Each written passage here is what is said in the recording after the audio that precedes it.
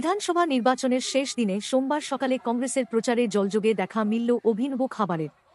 প্রচারের ফাঁকে কংগ্রেস কর্মীরা চেটেপুটে খেলেন চিঁড়ে, মুটকি, দই, কলা, মিষ্টি। আর এই ধরনের খাবারকে রীতিমতো স্বাস্থ্যসম্মত বলে অভিমত সকলেরই। নির্বাচনী প্রচারের শেষ দিনে আকাশ মেঘলা থাকলেও গুমোট গরম কাটেনি। এই পরিস্থিতিতে ক্লান্ত কংগ্রেস কর্মীদের এই ধরনের খাবার চাঙ্গা করে দিল বলে জানিয়েছেন তারা।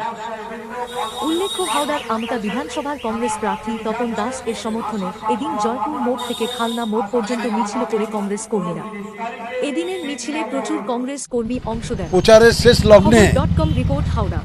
আমাদের নেতৃত্ব যে আজকে মিছিল অ্যারেঞ্জমেন্ট করেছে, আমি যেটা দেখতে পেলাম, মিছিল স্টার্ট হওয়ার পরে যে উচ্ছ্বাস, জনসাধারণের উচ্ছ্বাস, মিছিলকে কেন্দ্র করে যেখানে গেছি জনসাধারণ দু হাত তুলে অভিনন্দন জানিয়েছে।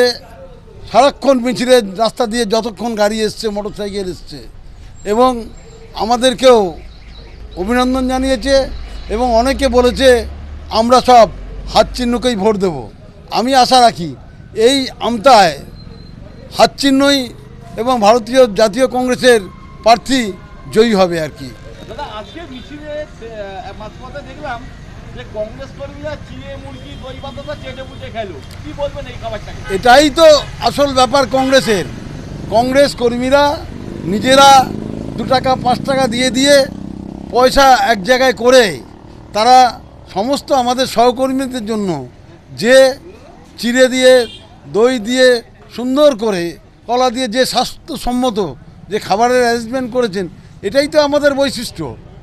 কারণ এর জন্য কারো কাছে যেতে হয়নি, নিজেরা খুব আনন্দের সাথে করেছে আর কি। আমি অভিনন্দন জানাই সেই সব আমাদের দলের সহকর্মীদের এবং যারা তাদের সহযোগিতা করেছে।